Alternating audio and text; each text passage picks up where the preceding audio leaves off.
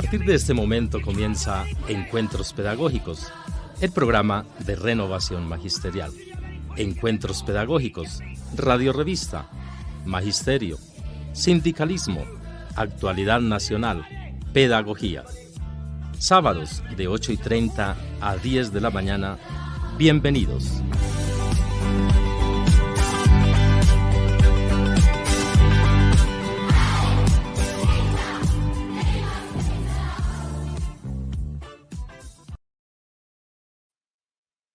Siendo las 8:30 de la mañana, abrimos Encuentros Pedagógicos, la radio revista de renovación magisterial de hoy, 23 de marzo de 2024. Muy buenos días al magisterio y a cada uno de ustedes que nos sintonizan a través de los diferentes medios. Nos acompaña en la conducción del programa Ivy Andrea Poveda Montaño y Carlos Chacón en lengua de señas. Recuerden que nos pueden sintonizar todos los sábados en Facebook Live de Renovación Magisterial y visítenos en nuestra página www.renovacionmagisterial.org, donde siempre encontrarán los audios y documentos citados en nuestras entrevistas y las noticias de actualidad del sector docente y de los trabajadores. Síganos en Twitter, @encuentrospedag y @renovacionmag. Magisterio, muy buenos días, es un gusto estar con ustedes. Carlos, buenos días, ¿cómo estás? Bueno, damos inicio a nuestro programa. Iniciamos con Encuentro con la Comunidad Educativa. Debate sobre la reforma Ley 30. Vamos a darle la bienvenida a Orlando Acosta, Doctor of Philosophy, PhD en Virología Molecular, profesor de la Facultad de Medicina en la Universidad Nacional de Colombia. También le vamos a dar la bienvenida a Carlos Steven Mosquera Suárez, estudiante de la Universidad Distrital, ex consejero juvenil de Engativá, representante legal del Consejo Nacional Superior Estudiantil de Colombia, CONSEC, y por supuesto recibimos al señor Miguel Ángel Pardo Romero, integrante del Comité Ejecutivo de FECODE, Comisión de Política Educativa y secretario de prensa. Muy buenos días. Miguel, muy buenos días. Muy buenos días, Ibe. Un saludo vital, fraternal y periódico a toda la comunidad educativa, a nuestra mesa de trabajo con Carlos Chacón, nuestro intérprete de señas, a ti, Ibe, por supuesto, pero eso de señor como que no me sonó. Y un saludo y un saludo, por supuesto, a nuestro compañero y entrañable compañero, el doctor Orlando Acosta, nuestro científico de cabecera, profesor de la Universidad Nacional. Bueno, y a los nuevos liderazgos, como se dice, Carlos Mosquera, representante legal del CONSEC, del CONSEC, y por supuesto, estudiante de la Universidad Distrital. Bueno, Miguel, el espacio entonces es todo tuyo. Bueno, no, pero Carlos no se ha presentado, ¿no es cierto? Bueno, ¿por qué no nos presentamos, Carlos? Un saludo. ¿Ya ha saludado? No los hemos escuchado. ¿Aló, me escuchan? No. ¿Qué hubo, Miguel? Bueno, saludemos, Carlos. Un saludo, un saludo a primero. Miguel, a Orlando, a Ivy, a todo el magisterio que nos escucha el día de hoy.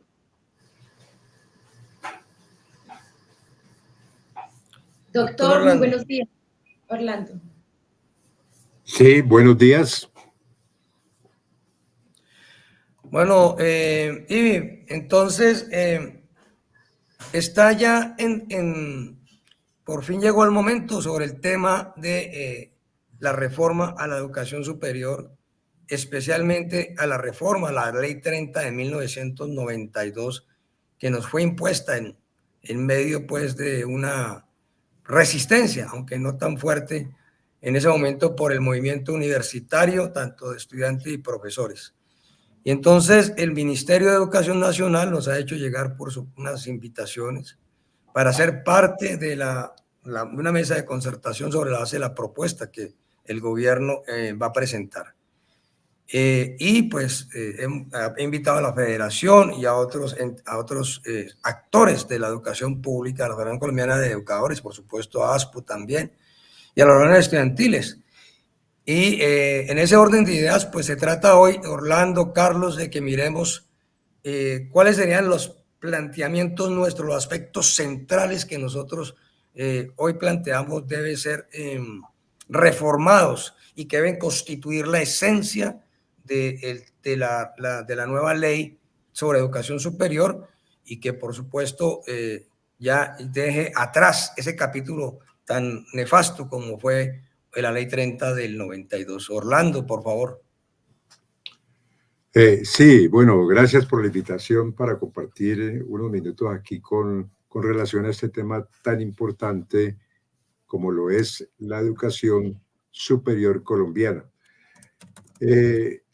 Ha habido pues la iniciativa que se ha publicitado con relación a la reforma de la Ley 30 de 1992 y sobre ella se ha mencionado que puede ser una reforma centrada en el aspecto relativo a la financiación de las universidades públicas y también de las otras instituciones que hacen parte de la educación superior colombiana.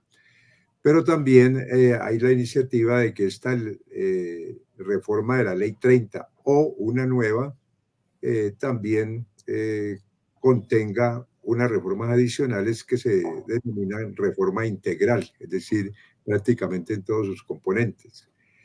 Entonces, hay sobre el aspecto financiero, que es uno de los más cruciales, de mayor interés para las instituciones de educación superior y en particular las universidades, es que se pueda asegurar un presupuesto suficiente para las necesidades que tienen las universidades para asegurar su calidad, para asegurar la equidad en el acceso y la pertinencia. Entonces, con relación a esa financiación, pues el artículo 86 de la Ley 30 actual, lo que señala esencialmente es que anualmente las universidades recibirán unos aportes para funcionamiento e inversión que tomarán como base el presupuesto del año inmediatamente anterior y lo incrementarán de manera constante, es decir, al menos en el IPC. Dicho de otra manera, el gobierno puede dar recursos adicionales como efectivamente lo ha hecho, particularmente desde 2018, con algunos puntos porcentuales adicionales en sentido real. Es decir, la Ley 30 actual, en su artículo 86, no se opone a que haya asignaciones adicionales superiores al simple ajuste por el índice de precio al consumidor. Por otra parte, el artículo 87 de la ley actual contempla que el gobierno hará aportes adicionales del orden del 30% del porcentaje del crecimiento del Producto Interno Bruto real, es decir, un recurso adicional. Y entonces la versión reformatoria presentada por el actual gobierno esencialmente no cambió la manera de asignar este recurso financiero en el sentido de que pues simplemente cambió, que es justo que lo haga, el incremento no con base en el IPC, sino el índice de costos de la educación superior, que ciertamente es más específico, haciendo la salvedad de que si este índice, como en efecto lo fue durante la pandemia, inferior al IPC, pues se utilizaría en ese caso el IPC. Sí, para pues asegurar que el presupuesto no decreciera. Entonces, esa iniciativa reformatoria del gobierno pues no fue bien recibida porque realmente en el fondo era esencialmente lo mismo, porque simplemente cambiaba el índice de precios al consumidor por el índice de costos de la educación superior, pero no aseguraba recursos adicionales de manera cierta, simplemente porque señalaba que podría, sí, efectivamente haber recursos adicionales para garantizar el acceso, la permanencia y la graduación, pero supeditados a disponibilidad presupuestal. Con esa expresión, pues hay una cantidad de, digamos así, de aprobaciones del Congreso para varios propósitos y en la práctica no se hacen efectivas debido a esa condición, ¿no?, de la disponibilidad presupuestal, que generalmente no la hay. Entonces, ya en febrero de este año, el viceministro de Educación Superior anunció que el gobierno nacional reiniciaría el proceso para construir la ley de educación superior. Entonces, que ya no sería la simple reforma de la ley 30, sino una ley de educación superior nueva. Y que con este fin se creará la gran mesa de concertación nacional para construir dicha ley, recogiendo desde luego todo lo que se ha trabajado previamente para tratar de generar un consenso. Entonces, aquí es donde, si lo vemos en la parte financiera, esencialmente, el tema pues reformatorio o de la ley nueva, entonces hay algunas propuestas, digamos así, fórmulas, y fórmulas en el sentido matemático, para tratar de que las universidades tengan una financiación que sea adecuada para sus necesidades. Actualmente, las 34 universidades públicas totalizan un déficit de funcionamiento y de inversión, es decir, un déficit total de más de 18 billones de pesos.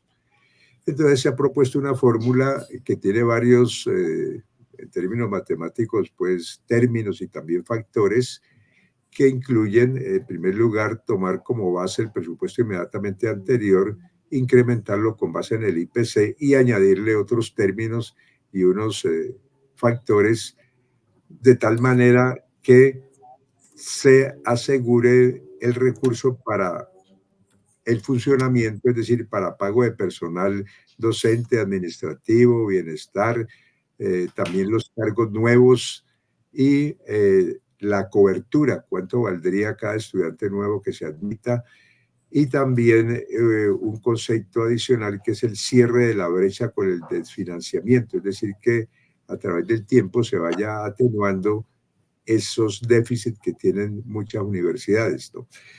Entonces, ¿qué pasa? Que visto de esta manera es prácticamente una cuenta de cobro. Es decir, cada universidad diría, el año que viene tendríamos tales costos y por lo tanto, con todos estos factores que he mencionado, pues se le pasa al gobierno la cuenta de cobro. Entonces eso tiene, digamos, llamémoslo así, uno podría llamar cierta crítica en el sentido de que cada universidad se pondría el presupuesto que considere, ¿no? Con base en sus déficits e inclusive en la inversión que podría hacer sobre infraestructura física. Y la pregunta es, ¿cómo se hace en las universidades de otros países? ¿Existe una fórmula única para todas las universidades? La respuesta es no. Las universidades son distintas, tienen diferentes prestigios, reputaciones, sus egresados tienen diferente empleabilidad, tienen distinciones académicas distintas, es decir, cada universidad tiene su propia personalidad y por lo tanto tiene costos distintos. Las universidades, llamémosle así, de más jerarquía con relación a su personal académico, por ejemplo, son más costosas que aquellas universidades, llamémosle así, un poco más discretas, pero lo importante y justo es que todas tengan la oportunidad, a través de su financiación, de tener unos mínimos de calidad y que además cumplan con el derecho de darle acceso a la juventud, principalmente pues a los jóvenes provenientes de estratos socioeconómicos más vulnerables, ¿no? Y todo ello, pues desde luego, como lo estoy indicando, con estándares de calidad mínimos. Ahora, de ahí para adelante, ya universidades, pues obviamente son distintas, depende de las iniciativas de sus profesores en el terreno investigativo, por ejemplo, o sea que una fórmula única es difícil. Entonces, ¿qué es lo que se ha hecho en otros países que a veces podría pues tener algunas críticas? Porque en algunos aspectos se superpondría, no necesariamente, pero en alguna medida con propósitos neoliberales. Entonces, ¿cómo se hace en otras universidades? Se hace a través de la rendición de cuentas ante un consejo superior donde la mayoría de los miembros de ese consejo son representantes de la sociedad. Entonces, allí se rinde cuentas por el ejercicio de la autonomía universitaria y se examinan una serie de indicadores, ¿no? Es decir, una serie llamémosle así, una métrica en la cual se ve las realizaciones de la universidad, la efectividad, el impacto de su presupuesto anterior, o sea, de la vigencia anterior. Se hace un monitoreo del progreso en la dirección de las metas estratégicas, la evaluación de los resultados para ajustar el presupuesto basado en datos de su desempeño y las evidencias de su efectividad. Con base en eso, entonces, se hacen recomendaciones desde esos consejos superiores al gobierno para satisfacer pues, las necesidades de la universidad con base en la rendición de cuentas. Dicho de otra manera, la autonomía universitaria tiene ese contrapeso. ¿Qué se hizo con esa autonomía universitaria el año inmediatamente anterior? Y con base en eso, entonces, hacer unas recomendaciones en términos de la financiación justa para mantener estándares de calidad y para permitir que la universidad tenga realizaciones aún mayores en el terreno investigativo, en la calidad docente y una cosa muy importante, en su relación con la sociedad, de forma particular con el sector productivo para intensificarlo en conocimiento, para crear riqueza con carácter inclusivo. Eso es importante, esa adjetivación, para que la sociedad pues tenga oportunidad de crear riqueza y de manera concomitante ser un espacio para el empleo formal, el crecimiento de los impuestos, las cotizaciones para pensiones y para salud. Bueno, entonces yo creo que es absolutamente pues muy centrada el aspecto, primer aspecto obviamente que nosotros tenemos que garantizar para garantizar el derecho, es un presupuesto estatal adecuado. Y entonces el tema de adecuado es lo que vamos a definir, o por lo menos tenemos que establecer. Orlando ha precisado unos criterios para el caso de la educación superior. Nosotros estamos en la misma circunstancia de la preescolar a la educación media. Se trata de que en los últimos desde el 2002 al 2023, nos han dejado de girar 315 billones de pesos solo de educación. Y entonces necesitamos restablecerlo y tenemos una propuesta que sea 15 años a 10 años sobre la base de definir una canasta per cápita educativa y, por supuesto, de mirar cuáles son las desigualdades que se tienen que cerrar. Como unas 6 hemos identificado. En este caso, Orlando ha planteado unas posibilidades que son propias, digamos, de cómo crecería a nivel anual el presupuesto, y otras que tendrían que ver pues con las características de las universidades, y también el tema pues de resarcir la deuda que viene acumulada. Creo que son como 3 aspectos claves. Pero hay 2 cosas que se derivan, y dejo la pregunta y paso a Carlos y después volvemos a tomar las respuestas. Hay 2 asuntos que se derivan y que ha planteado Orlando del tema. Uno, el tema del papel de los órganos de dirección de la universidad. Es decir, se trata de un asunto de quién determina el rumbo académico en las instituciones, en este caso de la educación, y cuál es el peso que tienen allí, especialmente los maestros, los investigadores y los estudiantes. Porque si ello va a tener efecto en una propuesta que ha señalado con un componente que ha señalado, que es el tema de señalar las características y los rendimientos de los informes de gestión de las universidades, pues eso tendrá que ver también con quién determina el rumbo y cuál es la composición de los órganos de dirección. Y segundo, un debate que tuvimos siempre con la Ley 30, pues en ese momento estaba yo en esas direcciones en el profesorado universitario, es si era lícito o no que coexistieran universidades legalmente, reconocidas legalmente, pero unas acreditadas y otras no acreditadas, y ese punto para nosotros era como inconcebible. Es decir, que hubiera unas que podrían ser todas legales, pero unas que tuvieran acreditación reconocida y otras no. Entonces, digamos, ese aspecto es clave en todo, en el tema de la calidad, en el tema de la producción de investigación. Entonces, creo que hay un elemento clave, esos 2 elementos de democracia y el tema de acreditación por lo pronto. Mientras le damos la entrada a Carlos Mosquera, ¿sí? Que pues para que se entre ya, pues el maestro Orlando, el doctor Orlando ha hablado del tema de la financiación. ¿Qué otros aspectos, Carlos, tendríamos en cuenta desde el movimiento estudiantil como propuesta de reforma a la educación superior? Bueno, Miguel, digamos, la principal bandera de lucha del movimiento estudiantil, históricamente, en efecto, como lo mencionó Orlando, pues ha sido el tema del presupuesto. Sin embargo, y ahora más que nunca con la coyuntura que vive en estos momentos la Universidad Nacional, la Universidad de Antioquia y bueno, otras universidades del país en términos de quién quiénes son las personas que definen el máximo órgano de ejecución de los recursos, de seguimiento a los temas más importantes de las universidades, que es en términos concretos el rector o la rectora de las instituciones de educación superior, en la medida en que se ha vuelto costumbre, y eso es una lucha histórica que viene desde el 71, que viene desde finales del siglo XX, allá en Argentina, con el Cordobazo, y es verdaderamente cuál es la capacidad o la incidencia, el rol de los órganos, de los estamentos vivos de la universidad,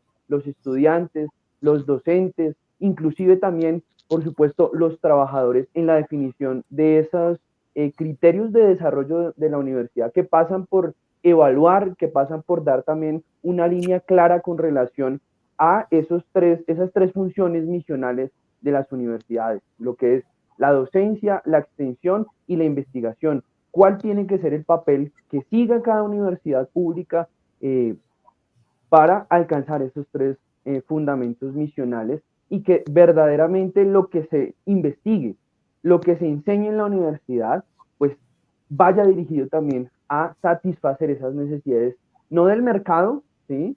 Pues evidentemente hay una demanda por atender algunas de las condiciones económicas del país, sino que eso tiene que estar enmarcado dentro de un plazo mayor para lograr alcanzar mayor soberanía nacional, mayor desarrollo del aparato productivo nacional, mayor autonomía del país ante los organismos internacionales, ante el contexto mundial.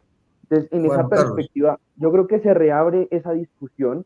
Los maestros, los estudiantes y el movimiento universitario debería abocarse, y pues creo que tenemos las condiciones propicias con este gobierno para alcanzar reformas en ese propósito de alcanzar verdadera autonomía, verdadera soberanía por parte de los estamentos vivos de la universidad, para que no siga sucediendo lo que viene dándose en los últimos años, en las últimas décadas históricamente, y es que son otros los que vienen a tomar las decisiones que pues deben dirigir a las universidades. Aquí el gobierno popular está asumiendo un mandato de la movilización social y en este caso del movimiento universitario, de plantearse una reforma a la educación. Entonces está la ley estatutaria que hay que ponerla en coherencia al proyecto de ley estatutaria. Hemos dicho la reforma del sistema de participaciones, hace parte el tema de la reconquista del estatuto, y en la educación superior es absolutamente clave, y me parece que estamos de acuerdo en que sea no un asunto para resarcir algunas cosas de la ley 30, sino en general una nueva propuesta. Eso va a necesitar movilización porque tenemos un Congreso adverso. Pero le dejo la pregunta y entonces mientras tanto vuelvo con Orlando porque ya entramos a cierre. La prioridad. Pues aquí tenemos identificado ya dos aspectos. La financiación estatal adecuada, porque financiación estatal hay, pero no adecuada. Y la segunda, pues tiene que ver con el tema de la democracia, la autonomía, digamos que son aspectos centrales en cualquier reforma, ¿no?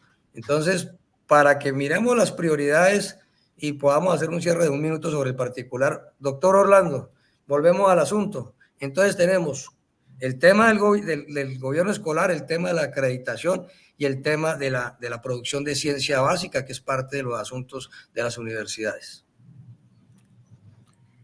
Bueno, con relación a la democracia hay que hacer unas precisiones.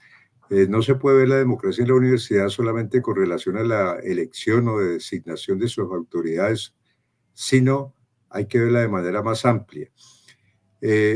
la democracia en la universidad no es la misma democracia del ámbito nacional, de la política nacional, pero se inspira en ella.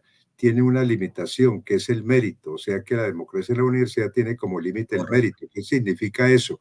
Que el estamento más meritorio es el estamento profesoral. También está el estamento estudiantil y está el estamento de los empleados administrativos. Es decir, que si fuera una democracia plena, los estudiantes tendrían derecho de elegir y ser elegidos sin ningún requerimiento académico. Es decir, cualquier estudiante podría postularse a la rectoría o a la decanatura y obviamente ganaría porque los estudiantes son mayoría en todas las universidades. Entonces tiene ese límite.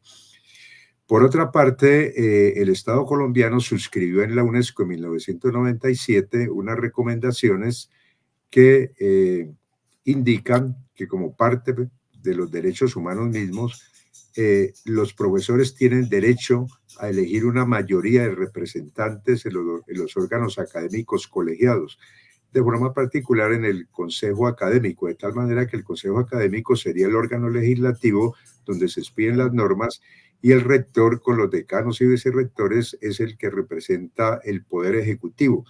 En nuestro caso, esos consejos académicos tienen mayoría profesoral, en particular, pues el de la Universidad Nacional de Colombia, perdón, tiene mayoría de los directivos, es decir, del poder ejecutivo, o sea que los mismos que legislan son los mismos que ejecutan como en una dictadura. Y en el régimen disciplinario también está la rectoría, o sea que en los tres poderes participa el poder ejecutivo. Entonces, uno de los aspectos que se ha reclamado es que se le debe dar cumplimiento a esas recomendaciones para que los profesores en el Consejo Académico sean los que determinen cuáles son las académicas y académico-administrativas.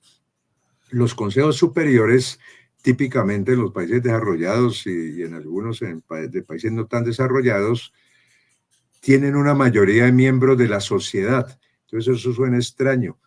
Pero la verdad es que es así porque esos consejos superiores no interfieren en el ejercicio de la autonomía de la universidad, sino son espacios donde la universidad rinde cuentas por el ejercicio de su autonomía. Entonces es un modelo, una tradición diferente a la que tenemos nosotros, que son, en el caso nuestro, es una gobernanza, así se denomina, burocrático-dictatorial, ¿no? En el sentido, como lo he enfatizado, que los mismos son los que ejercen los tres poderes, excluyendo al profesorado y también la incidencia que deben tener los estudiantes, asisten en minoría, tienen el derecho a participar. Orlando. Sí. Bueno, creo que eso ha sido, mejor dicho, supremamente clave. Hemos mirado hoy dos grandes componentes que debemos abordar en la reforma. Obviamente el de la financiación y obviamente quién determina el rumbo académico de la institución, y eso tiene que ver con la estructura organizativa y los órganos de dirección de las universidades. Le pido a Carlos en un minuto cerrar sobre el tema que quedó pendiente y con un compromiso, pues que continuamos, porque aquí sale el tema de la discusión de la acreditación, del papel de la producción, no solamente la apropiación de conocimientos, sino la producción de ciencia básica que tienen las universidades, su relación con el Ministerio de Ciencia y Tecnología, la relación con la educación preescolar y media. Es decir, hay muchos aspectos que quedan hoy planteados. Carlos. No, para cerrar, yo creo que se condensa en los dos temas de discusión el énfasis que debe tener el movimiento universitario, el alcanzar mayor autonomía, mayor democracia al interior de las universidades, sobre también teniendo en cuenta lo que menciona Orlando, y particularmente el déficit histórico que tienen las universidades, el Estado con las universidades de educación superior públicas del país, estatales, y pues digamos el llamado es a seguir construyendo, aprovechar que tenemos un gobierno con voluntad política para gestar este tipo de transformaciones, pero el movimiento estudiantil estará en la responsabilidad también, el movimiento magisterial de docentes, de los universitarios, en la responsabilidad de presionar, de vincularse a este proceso de concertación que ha propuesto el Ministerio de Educación para alcanzar que, en efecto, estas propuestas que se vienen gestando, que se vienen organizando desde el movimiento universitario históricamente, pues tengan en este momento un buen curso en la legislación, que se establezcan ese tipo de modificaciones muy necesarias en el contexto universitario. Bueno, Carlos, maestro Orlando, quedamos para una segunda parte, evidentemente, y otra tercera, porque viene ya el gobierno ha convocado a la mesa de concertación, vamos a estar allí, en el caso de la Federación Colombiana de Trabajo y Trabajo de la Educación, FECODE va a estar allí, por supuesto, organizaciones de maestros, de trabajadores y estudiantes de la educación superior, y esto implicará que Encuentros Pedagógicos contribuya pues a ese papel de aportes y de orientación sobre el particular. Un abrazo y mucha movilización social, porque el gobierno, el Congreso es adverso, y esto es con movilización social lo que acordemos finalmente, que quede como el proyecto que se radique al Congreso de la República. Orlando, siempre muchas gracias. El magisterio está en deuda con ustedes, sobre todo en las orientaciones que dan en el momento de confinamiento. Carlos, muchas gracias. E Ivy, aquí entrego la posta de esta moderación. Bueno, hasta luego y gracias por la invitación. Muchísimas gracias, doctor Gracias. Orlando. Carlos, gracias. Nuestro querido Miguel Ángel Pardo, muchas gracias. Bueno, continuamos entonces aquí en nuestro programa con Encuentro con Canapro, solidaridad que hace vida.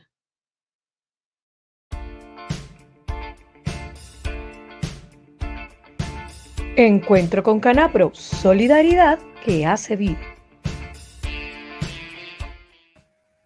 Le damos la bienvenida a Daisy Rusi, rectora del Colegio Canapro.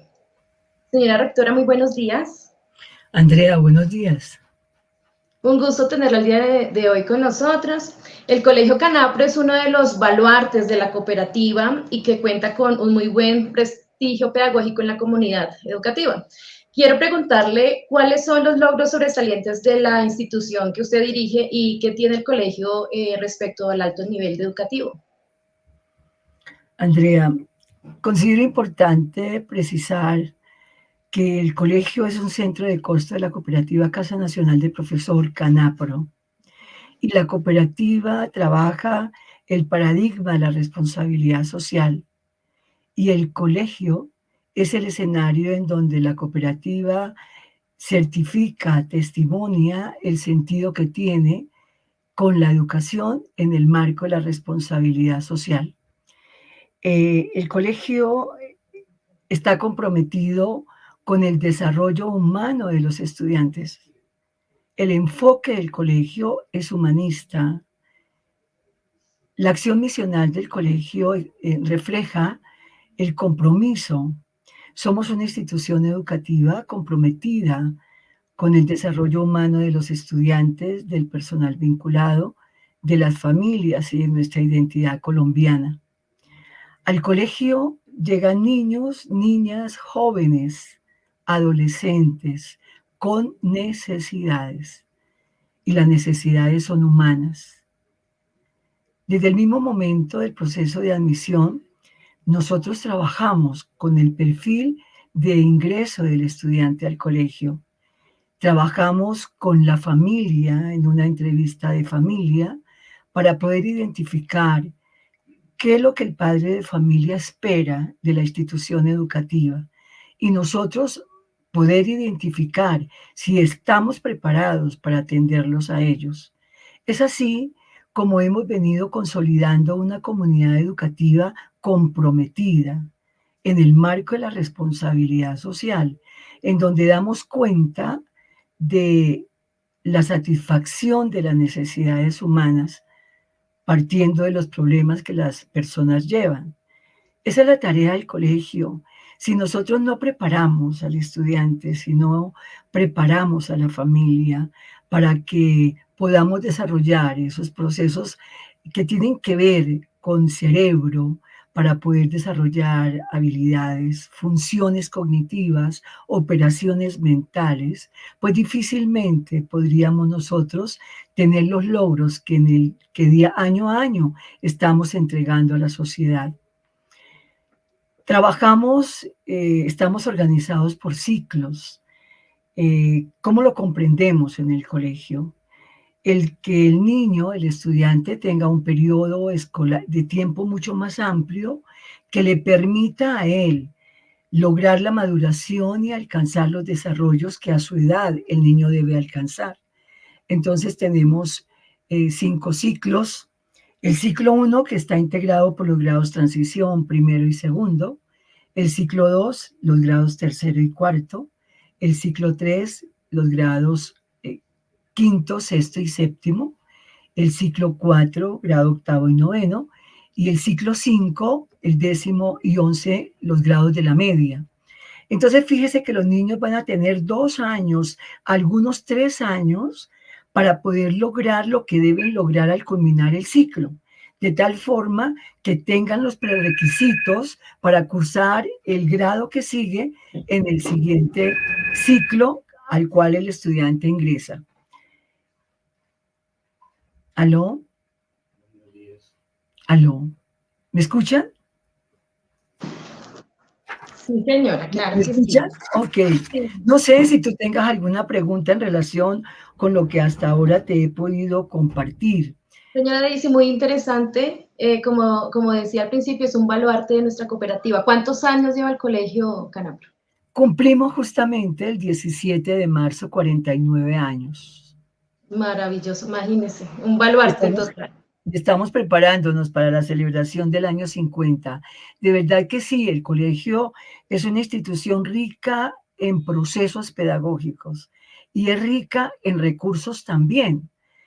El colegio cuenta con aulas que tienen todas herramientas tecnológicas, el Internet con banda ancha, canal dedicado, una herramienta de trabajo que cada profesor tiene, es un computador, tenemos software para poder administrar toda la información que se genera en una institución educativa.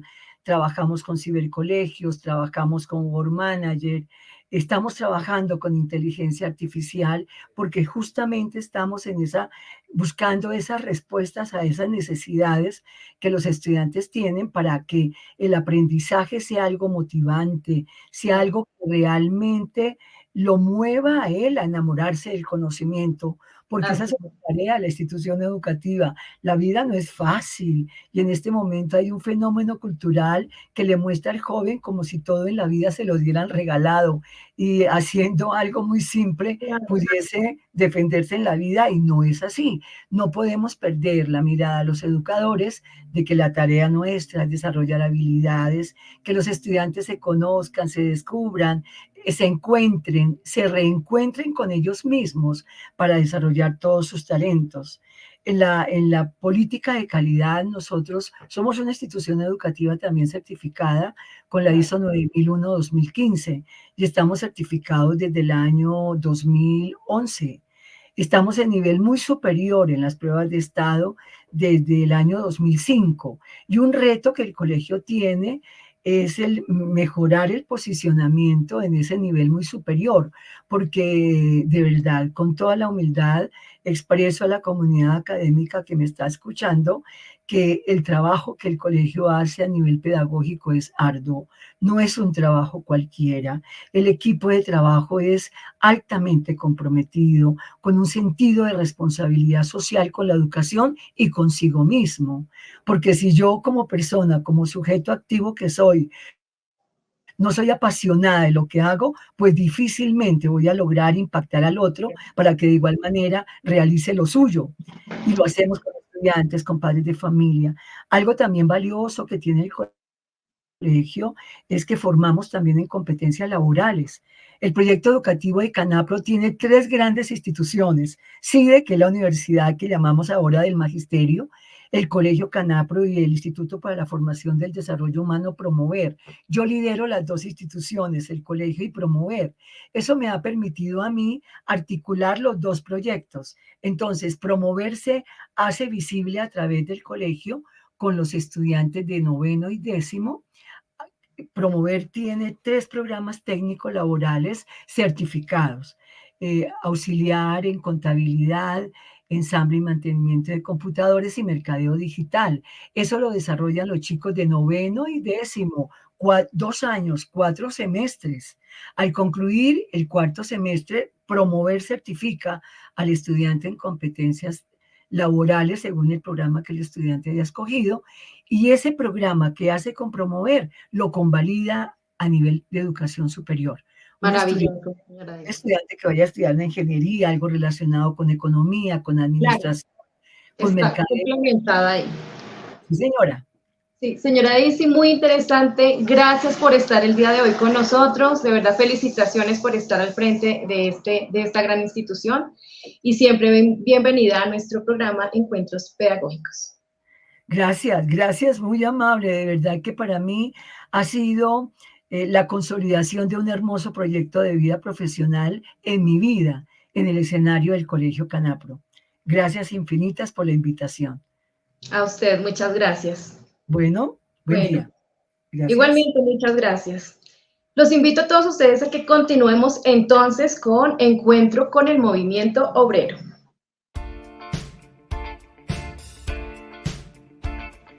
Encuentro con los trabajadores.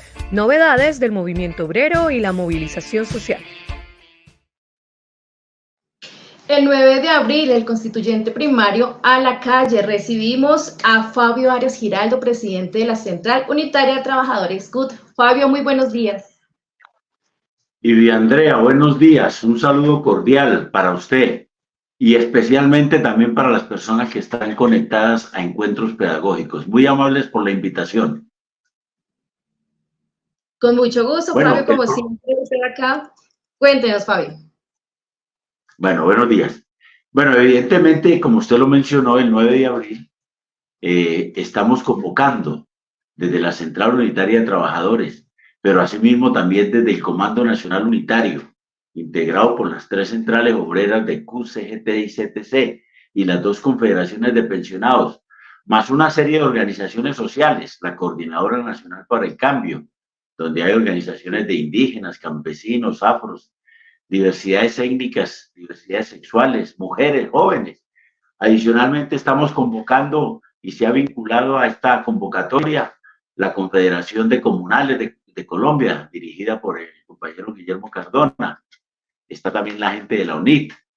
Bueno, todos ellos convencidos y persuadidos hoy en día de que hay una situación muy determinante frente a las reformas sociales.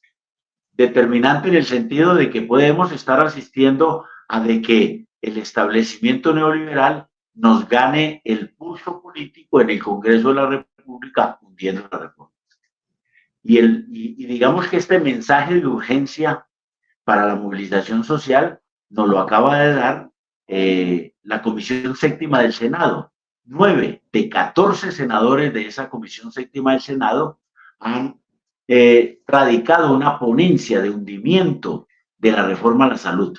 Recuerden ustedes que la reforma a la salud prácticamente lleva un año discutiéndose en el Congreso de la República.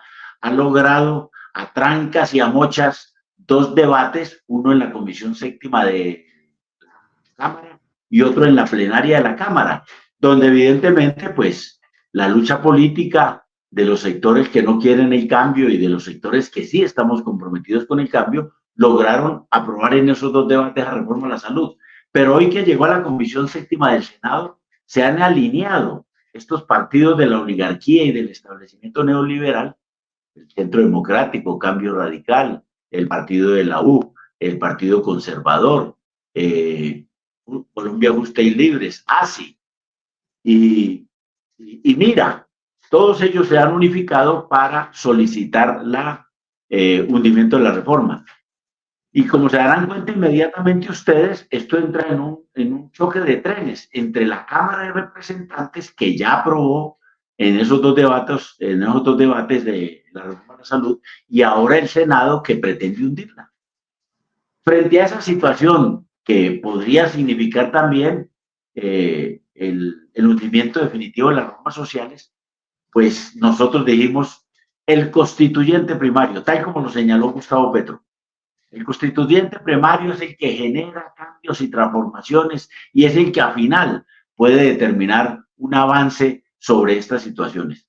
Por eso nosotros, convencidos y persuadidos de que ese constituyente primario debe expresarse nuevamente en las calles, estamos convocando para que el día 9 de abril salgamos todos, absolutamente todos, los maestros y las maestras, nuestros familiares, nuestros amigos, nuestros compañeros de trabajo, nuestros vecinos. Es decir, que nadie se quede ese día en su casa, sino que por el contrario salga a decirle a esos partidos de la oligarquía que quieren hundir las reformas que están equivocados, que esas reformas nacieron en el estallido social, que son producto de las luchas de los trabajadores y las trabajadoras y la población, de los ciudadanos de a pie, y que eso quedó reflejado también en el apoyo mayoritario que tuvo Gustavo Petro para ser el presidente de la República, que después exactamente se plasmaron en estas reformas sociales. Es evidente entonces que este constituyente primario que lo hizo en el estallido social, que lo hizo respaldando a Gustavo Petro para que fuera presidente, tiene también esta oportunidad de decirle a estos congresistas que no pueden hacer esta situación y por tal motivo la cita del cambio, la cita de la transformación, la cita para respaldar a este gobierno, la cita para que los del establecimiento neoliberal entiendan que la desigualdad y la pobreza en Colombia tienen que ser superados y que los derechos fundamentales, como el de la salud, el de la educación, el de las pensiones y del trabajo, son derechos que tienen que ser recuperados en este gobierno de cambio. Estamos todos convocados para que este 9 de abril cumplamos esa cita, la cita con el cambio, la cita del constituyente primario para la transformación y el cambio. Nos veremos en las calles el 9 de abril. Muchas gracias. Bueno, y una nota precisa, en Bogotá específicamente realizaremos e iniciaremos nuestra marcha, aunque hay otras propuestas en otros sitios, pero desde el Comando Nacional Unitario estamos invitando a que desde las 9 de la mañana estemos en el Parque Nacional para salir en manifestación hasta la Plaza de Bolívar y abarrotar la Plaza de Bolívar y decirle a esos senadores que no pueden seguir de espalda al país. Buen día para todas y todas. Muy amable y bien, Andrea. Fabio, muchísimas gracias. Como siempre, tenemos una cita 9 de abril. Nos vemos allá. Muchas gracias. Feliz día. Listo. Bueno, no olvidemos entonces, clarísima, la cita 9 de abril. Quiero dar unos saludos a William Puentes, Marcela Albarracín, Carlos Arturo Rodríguez, Sonia Liliana Vivas, Luis Alberto Cardoso, un abrazo para ti, Osvaldo Hernández y a Diana García. Continuamos entonces con nota del director.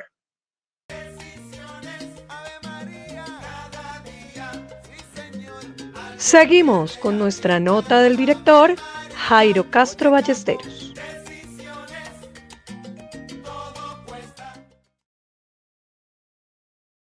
La emergencia educativa. Muy buenos Vamos, Sergio, entonces con nuestro director. días al magisterio y a la comunidad educativa que nos ven y nos siguen por Facebook Live de Renovación Magisterial al programa Encuentros Pedagógicos. Un saludo también a todos los que nos siguen por nuestras redes en el exterior. Hoy la nota del director se intitula La emergencia educativa sin dolientes. La línea política trazada por el alcalde de Bogotá en la administración distrital quedó evidenciada en su actuar. Antes de que se publicaran los diferentes de las diferentes secretarías que amoldaron sus rutas a partir de la orden dada por el burgomaestre. El neoliberalismo salvaje se vio en el ataque a las mujeres que reivindicaban y reclamaban la igualdad de derechos en las marchas culturales. Acto desenfrenado de la policía que dejó a varias manifestantes heridas. Lamentablemente, el alcalde se escudó acusando a la policía de intervenir sin orden, cuando todo indica la premeditación de la agresión del Estado, desde apagar las luces en la Plaza de Bolívar hasta la provocación de la marcha en las diferentes esquinas de la Plaza de Bolívar. Se vio un acto agresivo, bien coordinado desde los altos mandos de la alcaldía. Su arrogancia no le permitía atender a la pobreza que quedó excluida en los diferentes planes de desarrollo de la capital. En materia de educación, por ejemplo, su representante Isabel Segovia no tiene la más mínima intención de atender la emergencia educativa en que está inmersa la educación de los bogotanos. El lema del Plan para la Educación, abro comillas, una educación que te responde, cierro comillas. No rima con la realidad en que se desarrolla la educación en la capital. Por ejemplo, el plan de alimentación escolar no está llegando en las mejores condiciones de nutrición para los estudiantes de los diferentes grados. No hay una adecuada monitoría ni estudios sobre la necesidad nutricional en las diferentes localidades de la ciudad. Lo único común en muchos niños, niñas y jóvenes es el hambre, la desnutrición, de la que no se tiene en cuenta al momento de contratar quién tiene la mejor oferta de alimentación nutricional para los estudiantes de los colegios públicos. Habla también de ampliar cupos, cuando en realidad faltan estudiantes que lleguen a los colegios. Son centenares de niños, niñas y jóvenes que no se han matriculado en los colegios. No hay una campaña para que regresen al colegio. En este tema, los únicos que han abanderado las campañas de matriculatón han sido el sindicato, la ADE, que ha ido a las diferentes localidades en campaña de llamar a los jóvenes a estudiar. Se sabe también que en el afán de someter a los colegios en jornada única, sin tener en cuenta las condiciones tanto físicas como el personal docente, mucho menos tener en cuenta los proyectos educativos institucionales, se están cerrando las matrículas en la jornada de la tarde, posiblemente para implementar en condiciones antipedagógicas la jornada única. Este flagelo, a partir de la irresponsabilidad de cerrar matrículas, ha creado también la inestabilidad laboral y mental de los profesores al quedarse sin carga académica a causa de esas determinaciones. Los docentes van de localidad en localidad, de una a otra, de un colegio a otro, generando problemas de ansiedad y de estrés laboral, hasta de bipolaridad. La SED no tiene orden en sus oficinas, no saben dónde hay vacantes, no sabe a cuántos mandan para una sola vacante.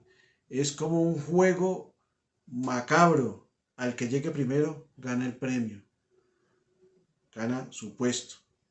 Los demás a llorar a sus casas, a esperar cuando tiene otra carrera para ingresar a su labor.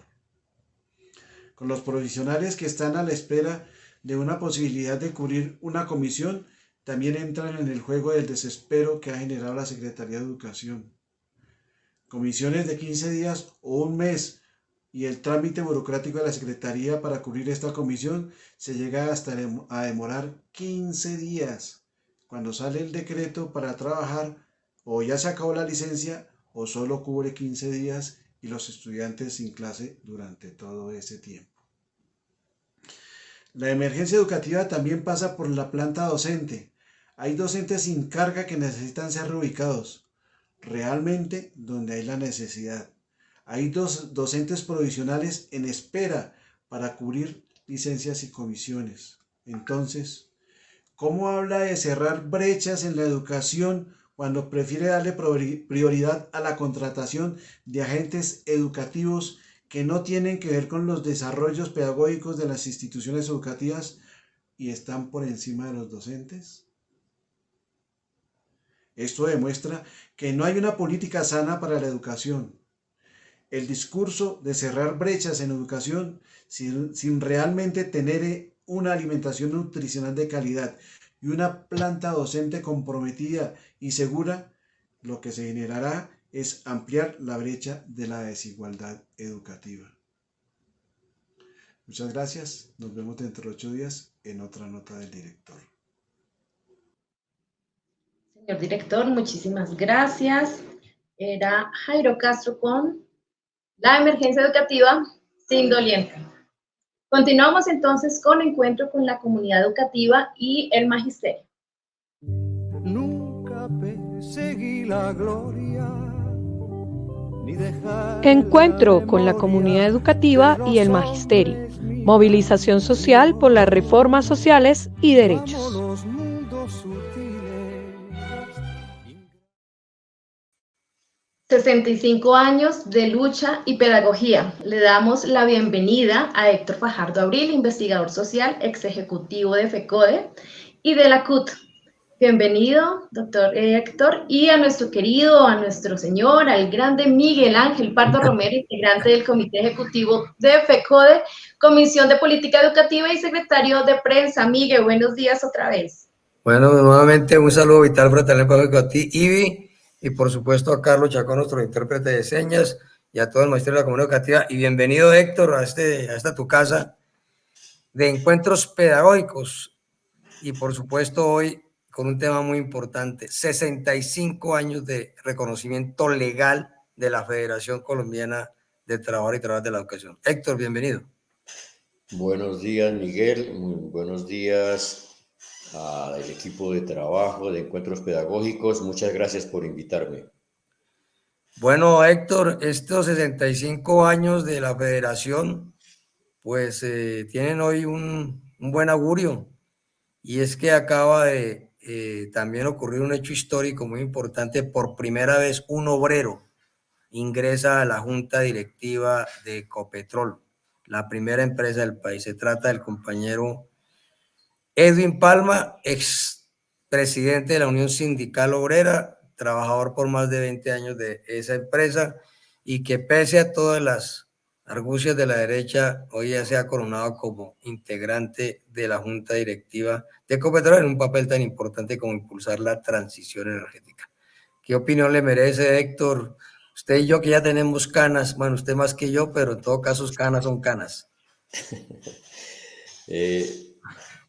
Como bien lo dices, Miguel, este es un hecho histórico. Creo que es la culminación de un largo proceso de los trabajadores petroleros organizados en la Unión Sindical Obrera, de tener un asiento en la junta directiva de Ecopetrol. Por supuesto que esto ha suscitado todas las opiniones de parte de quienes han tenido el control de la empresa más importante del país y colocada a su servicio. Por eso quisiera felicitar, aunque no tengo el honor de conocer personalmente a Edwin, pero sé de su trayectoria, de sus calidades humanas, de su formación académica y de su militancia política. Por eso quiero felicitarlo, y me parece que esto es un hecho trascendente porque cambia indudablemente la perspectiva sobre la conducción de esta importante empresa. Y qué mejor que sea un hombre como Edwin, con su experiencia como trabajador y como dirigente sindical de los trabajadores petroleros, quien llegue a este cargo directivo. Bueno, Héctor, entramos entonces en materia, 65 años de FECODE, y creo que se conjugan una serie de celebraciones, y cada vez que uno habla de unas, le van apareciendo otras en este largo recorrido de la lucha de la Federación. Una, pues, hoy no solamente cumplen 65 años, mañana, 25 de marzo, de la Constitución de la Federación, sino que este es el año de los 45 años de la conquista del Estatuto Docente de 1979, de 42 años de movimiento pedagógico y 40 años de la revista Educación y Cultura, y 30 años de una de las conquistas más importantes, que fue la Ley General de Educación. No pues toda la ley, sino lo que se logró conquistar allí en la Ley 115 del 94. Por supuesto, hay otras fechas que coinciden. Me decía esta mañana una docente orientadora, no me decía, sino también lo celebramos hace unas semanas, los 50 años de reconocimiento de la docencia orientadora y el servicio de orientación escolar, etcétera. Bueno, hagamos como unos mojones, con el peligro de dejar muchos por fuera, de lo que ha sido desde la lucha, desde abajo, como se dice, las principales conquistas de la Federación, y después los podemos desarrollar, pero podemos ir como haciendo una sumatoria de esas conquistas. Bueno, creo que comenzaría por señalar que la primera gran conquista de los maestros colombianos en torno a FECODE la constituyó ese cambio audaz, histórico y trascendente políticamente que se presentó con la Marcha del Hambre de los Maestros del Magdalena. Hasta ese momento, la historia nos indica que FECODE fue una organización creada al influjo mayoritariamente de sindicatos orientados por el Partido Conservador, con una influencia muy grande de la Iglesia Católica. Esta estrategia de la Iglesia y del Partido Conservador de impulsar la creación de sindicatos a través de sus propios militantes formaba parte de la lucha anticomunista que por aquel entonces se comenzaba a desarrollar en Colombia y en América Latina. Y esto llega hasta, mire, les doy una anécdota que me comentó en estos días mi querido amigo Elkin de Antioquia, un estudioso de la historia de las luchas del magisterio y de Adida, y me decía que cuando se crea Adida, la primera intención era llamarlo Sindicato de Institutores de Antioquia. Claro. Pero que Peso de la iglesia tan bravo en Antioquia. Sí, pero Monseñor Willis, que era obispo de Santa Rosa, muy conocido en la historia, no solamente de la iglesia, sino de la historia política de Colombia, por sus posiciones ultraconservadoras, dijo que eso no se podía llamar Sindicato de Institutores de Antioquia, sino que había que llamarlo Asociación de Institutores de Antioquia, porque llamarlo sindicato era dar cuenta de que eso iba a ser un sindicato comunista. Porque en general esa es la explicación de que muchos de las filiales llaman asociación. Sí, los comunistas siempre creaban eran sindicatos y por eso había que llamarlo asociación. Esto creo que refleja con mucha claridad lo que ocurría por aquel entonces. Bueno, entonces mire, Héctor, a los 7 años de constituida la federación, de reconocida legalmente, 7 años, tenemos la Marcha del Hambre, que es un bloque. Entonces yo creo que eso es un hecho supremamente clave y creo que podemos agregar. Yo también creo que es un antes y un después en cuanto a la forma de la relación entre el gobierno, entre el Estado y los maestros. Antes eran respetuosas. Antes de la Marcha del Hambre eran respetuosas solicitudes y después de la Marcha del Hambre, en el marco de un Estado social de derecho en construcción, eran exigencias. Creo que es muy importante ese antes y después. Sí, yo iba para allá. Realmente, cada vez que se pretenda hablar de la historia de FECODE, la Marcha del Hambre de los Maestros de Magdalena es un punto de partida supremamente importante. Perfecto. Porque por primera vez los maestros, y en este caso los del Magdalena, recurren a la movilización para reclamar sus derechos. No vamos a profundizar sobre por qué hacen la marcha. Era que les debían 11 meses de salario, ¿no? Entonces, que no nos pagaban ni siquiera el salario. No les pagaban. Entonces, éramos apóstoles. A este mecanismo de la marcha, que termina siendo histórico por dos cosas. Uno, porque encuentran los maestros que la movilización es una perspectiva cierta para la defensa y conquista de sus derechos. Y en segundo lugar, es que por primera vez los maestros con esta acción encuentran el respaldo, el apoyo, la solidaridad del pueblo colombiano. No se pueden olvidar las imágenes fotográficas y de televisión en aquel momento, sí, de centenares y miles de padres de familia y de maestros de Bogotá acompañando a los marchantes que entraban a la Plaza de Bolívar. Oye, los municipios donde pasaban, ¿no? Desde Santa Marta para allá.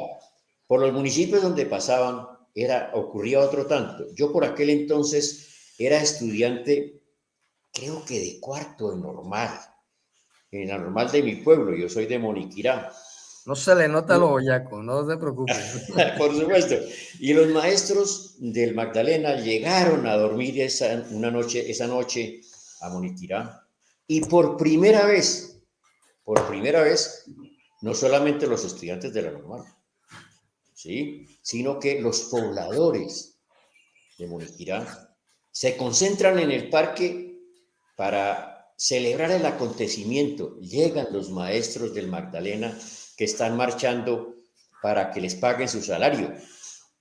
Eso tengo que reconocer que quizá fue uno de los primeros actos que me motivaron a mí para después dedicarme toda mi vida a defender las conquistas y los derechos de los trabajadores. Ya sabemos, Héctor, que esos maestros que tuvimos eran muy buenos académicamente, pero también eran ejemplo de vida. Y bueno, y por eso nos metimos a esto.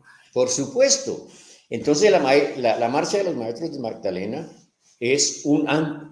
constituye un antes y un después para los maestros colombianos. No cabe la menor duda. Igualmente, a partir de ahí se da otro hecho histórico que marca la vida de FECODE.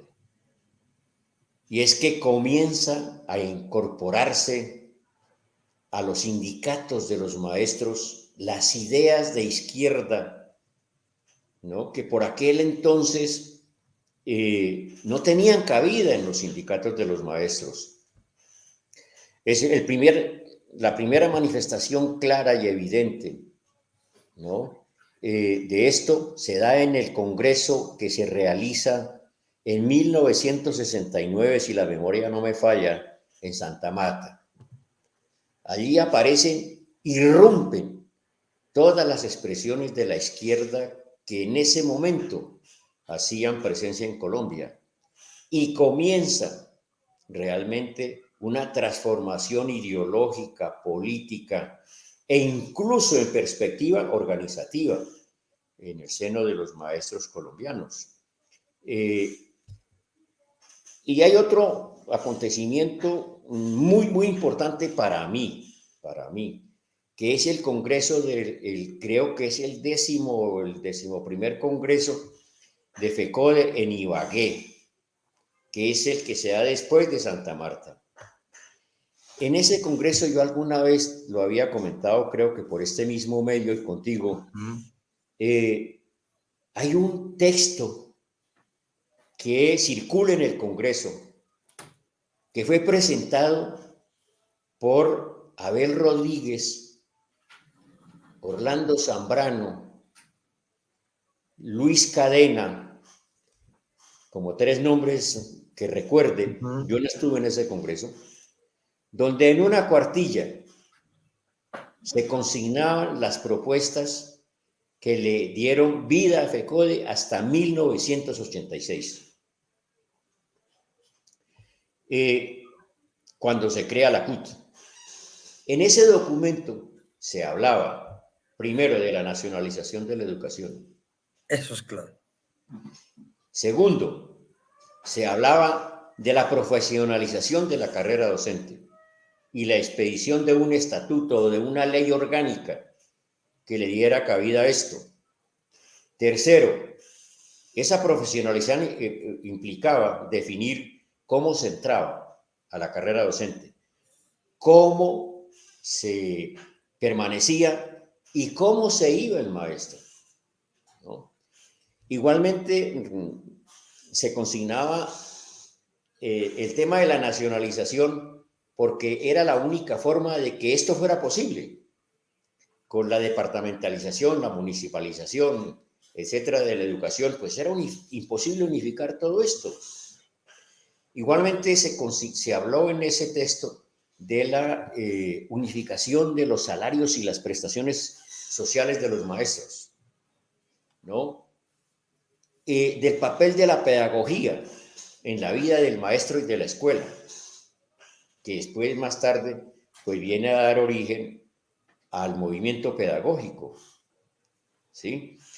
Y el último punto que tenía ese pequeño documento hablaba de la unidad de los trabajadores colombianos, y se hablaba de una central única de los trabajadores colombianos, que después, en el año 86, ¿no? Pues se materializa con la creación de la CUT. Creo que eso Ese es un documento, eso es un manifiesto, es decir, ese es un manifiesto más que una cuartilla. Sí, afortunadamente yo tengo una, tal vez, no sé si haya más copias, pero tengo la copia de ese documento. Bueno, creo que vamos a tener una visita pronta hacia Moniquirá, a sus campos. No. A su campamento. En este momento vivo en Villa de Leyva. Ah, bueno, mejor todavía. Vamos a tener entonces ahí sí una visita a su campamento. Cuando quieras. A su campamento de invierno, como se dice, a su cuartel de invierno para esto. Mire, entonces creo que ya nos prendieron la cámara, Héctor, y quedamos para segunda parte, pero mire, entonces tenemos año 66, un hecho histórico porque es un antes y un después en lo que hemos manifestado, no lo voy a repetir. Un segundo lugar, un congreso que es el de Santa Marta, que es muy importante, pues porque prácticamente es la izquierda la que asume la dirección de la federación. Esto es claro. Ahora me has mencionado el Congreso de Ibagué, 11º en el 73, y esto es muy importante porque se constituye en una especie de manifiesto que va a ser la ruta de lo que vamos a ver. Conquista del 79 el estatuto docente, con movimiento pedagógico en el 82, y toda esta lucha porque la nacionalización por la educación, que a veces no se explica bien y se entiende más. Al otro le decimos muy comúnmente la nación de la educación y la gente queda como, ¿y eso qué es? Y prácticamente, o sea, vale la pena explicar que esa conquista fue muy importante en cuanto a que el Estado se responsabilice de. Y hay otras conquistas, que una de esas que está ahorita precisamente al orden del día, que es la defensa del FOMAC, y la conquista del FOMA en sus aspectos muy vigentes y en aspectos que no son vigentes, como la intermediación, etcétera. Pero digamos que esos temas pues tendremos que mirarlos, pero hemos dicho cosas hoy. 1966, Congreso de Santa Marta, que le da la posibilidad de que la izquierda tenga la dirección del movimiento sindical, y por supuesto el manifiesto del 73, que entre otras cosas, además de lo que he dicho, el movimiento pedagógico, el estatuto docente del movimiento pedagógico, etcétera, muy importante lo que se ha planteado. Una organización enorme, Miguel, centralizada de los maestros y de los trabajadores. ¿Me permites algo que se me pasó? No, pero por supuesto. Es clave. Y es que en ese pequeño libelo se habla también de la unidad de los maestros colombianos, los maestros del Estado, ¿sí? Que termina después en 1975 en el Congreso de Cúcuta, de FECODE, donde desaparecía FECOLPEN, desaparecido ACEINEN, ACPES, ANDEPED, pues FECODE se constituye en la única organización gremial de los maestros colombianos. Pero allí en eso también se hablaba. Otro día hablaremos porque viví esos episodios con mucha intensidad, en compañía y haciéndole compañía a personas como Abel Rodríguez, Isidoro León, Luis Cadena, Orlando Zambrano, David Zafra, Ismael Beltrán, etc. Yo creo que vale la pena recordar a estos amigos. Pero por supuesto, bueno, yo quiero decir aquí, aprovechar, conozco a Héctor y a Orlando y a Abel, todo lo que ha mencionado Isidoro. Yo estaba como estudiante de la pedagógica cuando la Universidad Pedagógica se movilizaba con los maestros por sus conquistas. Nos movilizamos en el 79 desde la pedagógica por el estatuto docente. Viví la lucha estudiantil en la pedagógica intensamente. Bueno, quedamos entonces para la segunda parte, Héctor. Quedamos por capturar el documento manifiesto del Congreso de Ibagué. Vamos a tener un bloque para el asunto, y creo que nos merecemos es una conversación, una segunda parte aquí, pero una conversación que podemos organizar desde la federación, institucionalmente, por supuesto, para el efecto. Un abrazo, Héctor, siempre dispuesto. Muchas gracias. No, con muchísimo gusto y muy amables por darme esta oportunidad de expresar las cosas, muchas de las cosas que viví, que sigo sintiendo, y que ojalá los maestros de hoy conocieran a profundidad cómo se ha llegado a lo que tenemos hoy, ¿no? Y cómo hay que reconquistar recrear la conciencia de los maestros para que a futuro, por ejemplo, exista un solo estatuto docente de los maestros colombianos. Muchas gracias y siempre estaré dispuesto contigo, Miguel. Esto, Héctor, un abrazo. Participar en estas cosas. Un abrazo, hermano. Gracias. Ok, abrazo. Bueno, recibo. Miguel Ángel, muchas gracias. Héctor, muchas gracias. Quedaría pendiente. Yo propongo una segunda parte para conocer más esta historia que nos pertenece a todos nosotros, a cada uno de nosotros. Vamos ahora por los caminos de Sócrates, Zenón de Elea, con William Fernando Puentes, asesor Escuela Sindical ADE, y Claudia Esperanza Díaz Gaitán, docente C. Caminos de Sócrates. Texto: William Fernando Puentes González. Comenta Claudia Esperanza Díaz Gaitán. Hola, hoy en Por los Caminos de Sócrates nos encontramos con Antístenes, el fundador de los cínicos. Este filósofo griego vivió entre los años 444 y 366 a.C. Fue el fundador del cinismo o escuela cínica, pero no existe ninguna relación entre el significado de esta escuela y el término que tenemos actualmente. Su discípulo más destacado fue Diógenes de Sinope. Antístenes estudió bajo la dirección de Gorgias y fue discípulo de Sócrates, de quien tomó su moralidad, entendiendo la virtud como la completa indiferencia ante las cosas exteriores. Para Antístenes, el sabio se basta a sí mismo y puede prescindir de las obligaciones sociales para vivir como quiera. Impartía sus enseñanzas en el Cinosargo, que era un gimnasio que se encontraba a las afueras de las murallas de Atenas, en donde asistían los descreídos de la moralidad de la época y de los bienes materiales. Se sentían orgullosos de adoptar las costumbres de los perros.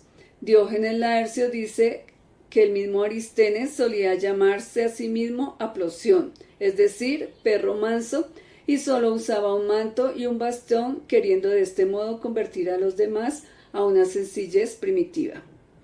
¿Qué podemos decir de su filosofía?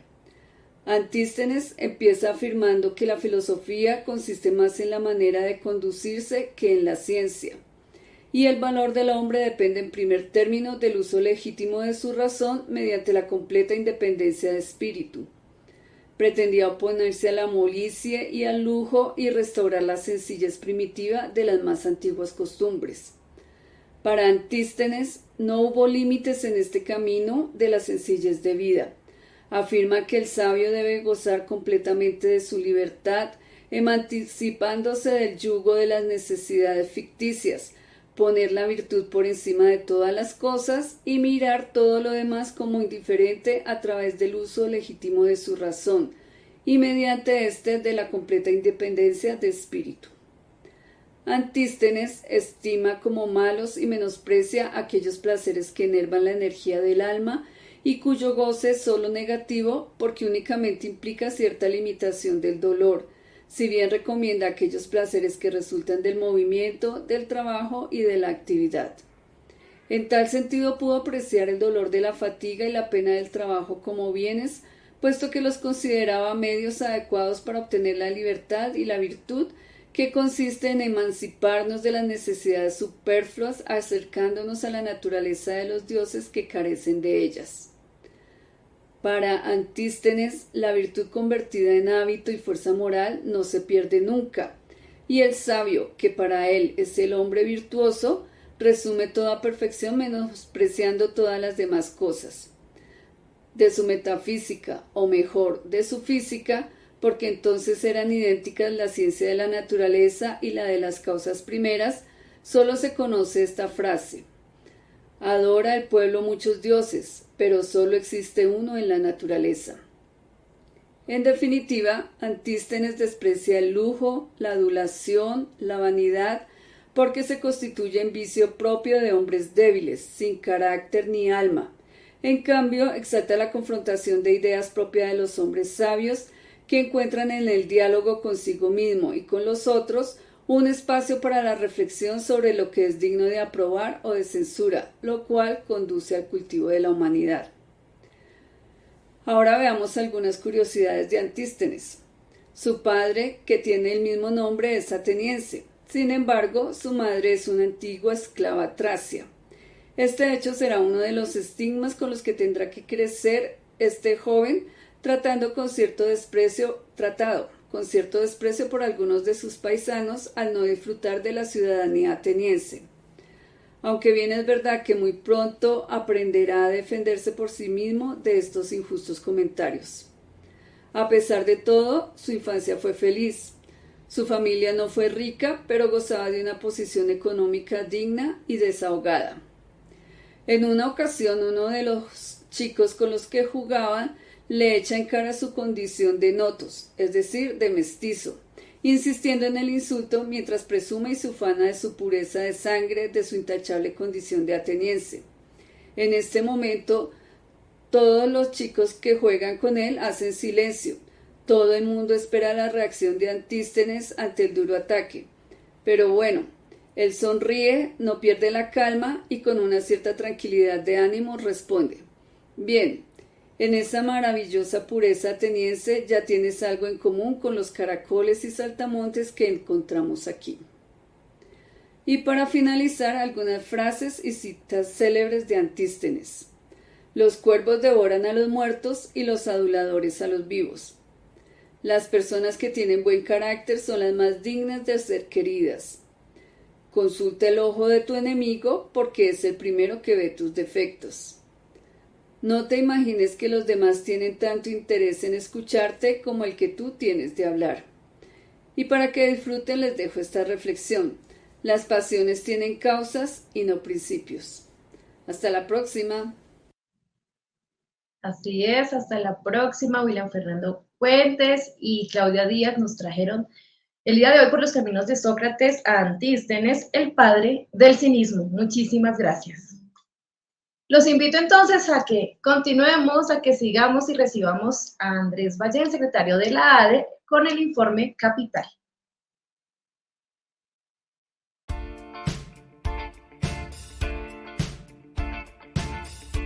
Informe Capital, la actualidad del Magisterio bogotano. Andrés, buenos días. La actualidad del Magisterio bogotano, ¿cómo estás? Hola Ivy, buenos días. Bien, muy bien, espero que te encuentres bien. Un saludo para el Magisterio bogotano, para el Magisterio en Colombia. Y este informe con lo siguiente. Bueno, quiero iniciar saludando a FECODE con ocasión de sus 65 años. Queda claro que FECODE es un baluarte de la lucha por los derechos sindicales del magisterio colombiano, pero sobre todo un gran creador de política pública en educación, una política pública de avanzada que permite garantizar una educación digna para los niños, niñas y jóvenes en Colombia. Entonces, muy importante, celebramos de verdad este aniversario de nuestra federación. Quiero referirme en el plano distrital a lo siguiente. Esta semana se dio el lanzamiento del plan de mejoramiento de la calidad educativa.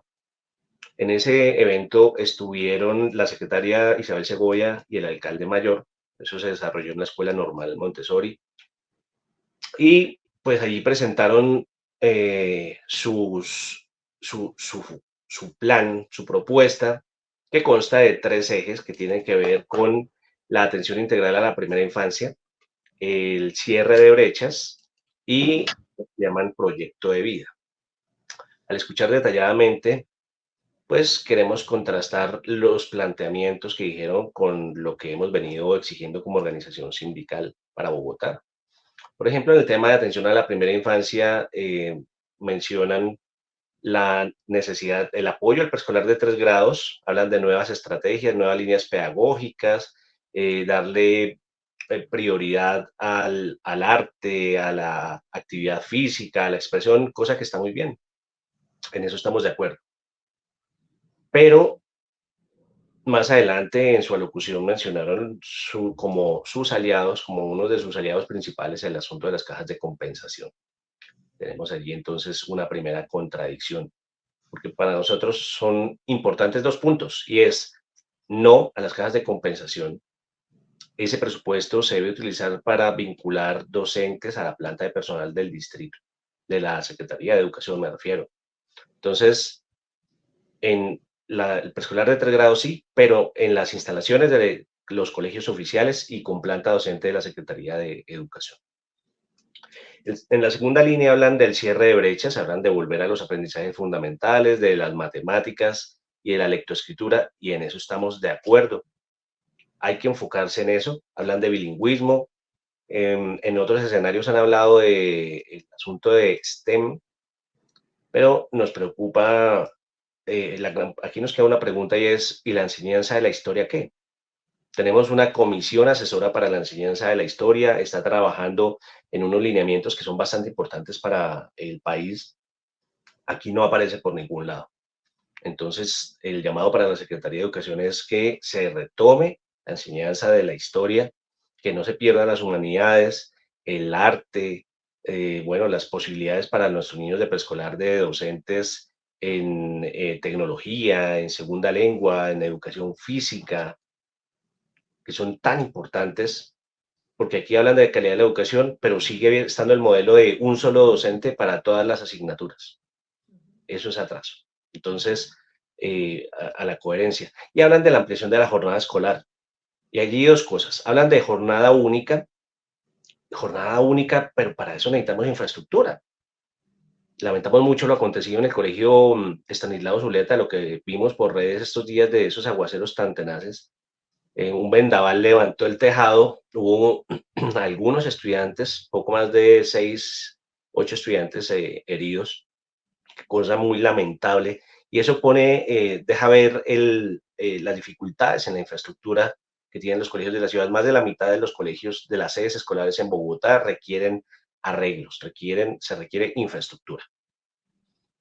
Por otro lado, menciona como aliados para la complementaria a entidades distritales. Claro, hablan de trabajo interinstitucional con el IDRD, con IDARTES, bueno, con el sector cultura, con el sector salud, eso para preescolar y en general para todo, y como el trabajo interinstitucional con las entidades públicas distritales está bien, pero vuelven a meten acá lo de las cajas de compensación.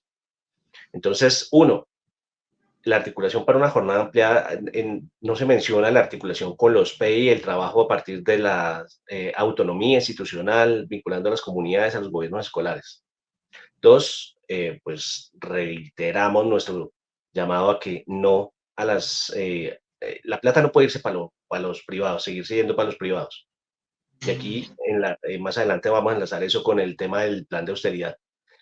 Necesitamos planta docente vinculada a la Secretaría de Educación. Tenemos más de 4.000 maestros esperando una oportunidad laboral, pero aquí se anuncia que la plata es para los privados. Y en tercer lugar, en la tercera línea que anunciaron es lo de proyecto de vida, ¿sí? Que se van con un sistema de becas, con un sistema de transferencias monetarias. Aquí la pregunta es, o más bien aquí la prevención es, aquí no podemos volver al sistema de ser lo paga, con toda la discriminación y los problemas que generó esto de la deserción masiva que generó eso de ser lo paga y la plata para los privados. Aquí mantenemos la postura de que la gratuidad debe darse principalmente en el sistema de universidades públicas en Bogotá, y bueno, pues mirar cómo va a funcionar eso, pero con la garantía siempre de lo público. Entonces, para cerrar, esto se relaciona, o más bien eso contrasta con la circular, el decreto distrital y la circular sobre austeridad fiscal. Por una razón, ya lo mencionaba el tema de infraestructura. Mientras que por un lado quieren jornada única y hablan de calidad, el documento sobre austeridad fiscal restringe los arreglos de las sedes escolares. Salvo que se ponga, dice ahí el documento, salvo que se ponga en riesgo la integridad de algún funcionario, cosa que nos parece realmente triste porque no priman los estudiantes. En segundo lugar, restringe la austeridad fiscal la vinculación de planta docente. No autorizan el incremento de planta docente salvo que genere ahorro o sea costo cero, cosa que es una ficción. Tercero, el tema de las horas extras, el reconocimiento del pago por los ascensos, donde dice sí, reconocemos el derecho, pero si no hay plática lo pagamos hasta la siguiente vigencia. Todo esto para decir una entidad territorial que no tiene déficit monetario, financiero en el sector de educación, pues la administración trae una con austeridad fiscal, recortamos, y cuando anuncia su plan, dice nuestros aliados son los privados. Ahora viene como aliados también, pues, estos de alguien que había trabajado con los abanderados de la entrega de colegios en concesión o en administración del servicio educativo, esta gente de Alianza Educativa. Y pues de verdad nos preocupa sobremanera que la platica que se están ahorrando por la vía del decreto de austeridad fiscal va a ir a parar al bolsillo de los concesionarios o más bien de las entidades, empresas interesadas en recibir colegios en administración del servicio educativo y en las cajas de compensación. Lo anunciamos, lo veíamos venir, como organización lo dijimos, pero igual vamos a seguir en esa lucha por la defensa de lo público. Todos y todas acompañar a la ADE en la negociación del pliego de peticiones 2024. Y muchas gracias, un saludo de nuevo para el Magisterio en Bogotá, en Colombia. Les deseo un excelente fin de semana y pues una semana de descanso,